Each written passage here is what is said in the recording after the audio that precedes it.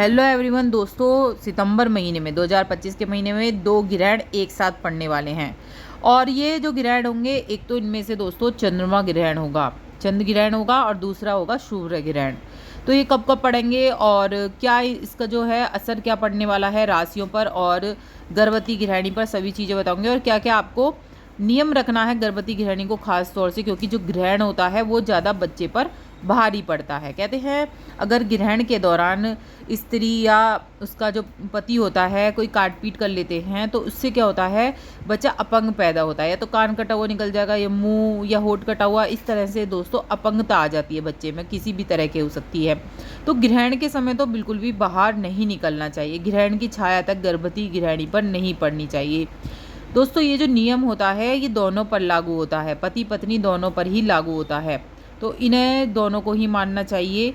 और किस तरह से रहना चाहिए ग्रहण के दौरान, पहले सबसे पहले ये जान लेते हैं। ग्रहण के दौरान दोस्तों गर्भवती गृहिणी को गेरू लगाकर पेट पर रहना चाहिए। तुलसी की एक दिन में अगर ग्रहण जैसे कल पड़ रहा है तो एक दिन पहले ही, सूतक लगने से पहले ही आपको तुलसी के पत्ते जरूर तोड़ लेने हैं, खाने के सभी चीज़ों में डालने देने हैं।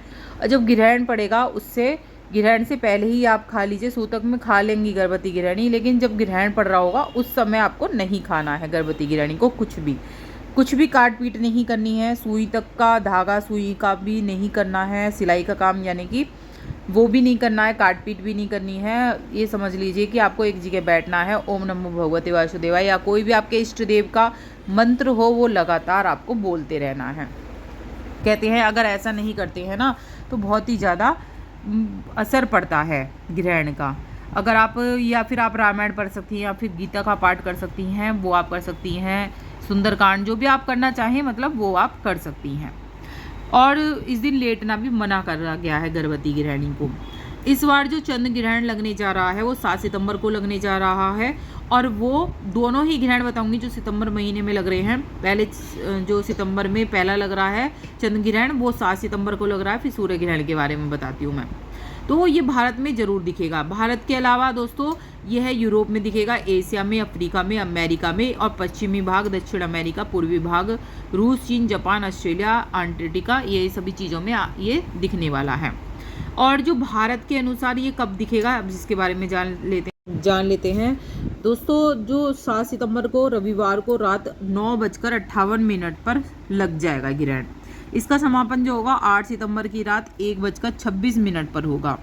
तो 7 सितंबर को दिखने वाला चंद्र ग्रहण एकदम लाल होगा जो ब्लड मून कहलाएगा।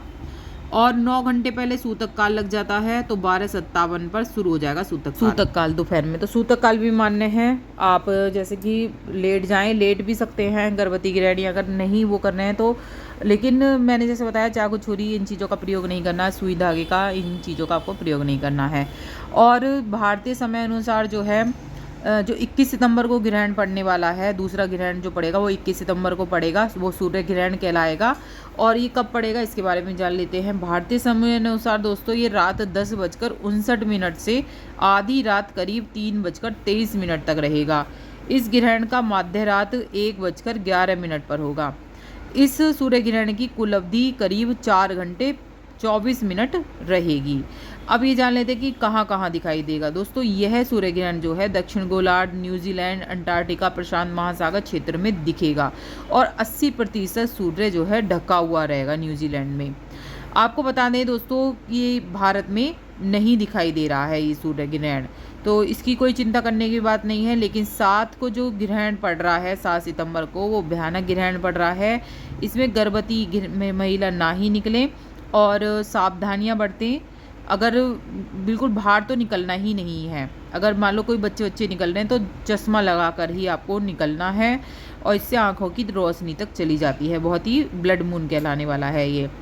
और ग्रहण के दौरान बच्चे बुजुर्गों को या गर्भवती गृहिणी को अकेले नहीं छोड़ना है, कोई ना कोई साथ में रहना चाहिए। नेगेटिविटी जो है नेगेटिविटी ज़्यादा हो जाती है ग्रहण के दौरान, तो इस समय इसलिए कहा जाता है कि जो गर्भवती गृहिणी है उसे अकेले बिल्कुल भी ना छोड़ें।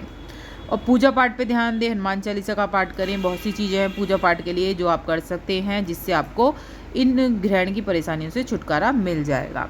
और भी कुछ पूछना है तो ज़रूर पूछिएगा। वीडियो कैसी लगी ज़रूर बताइएगा, अच्छी लगे तो लाइक सब्सक्राइब जरूर करें।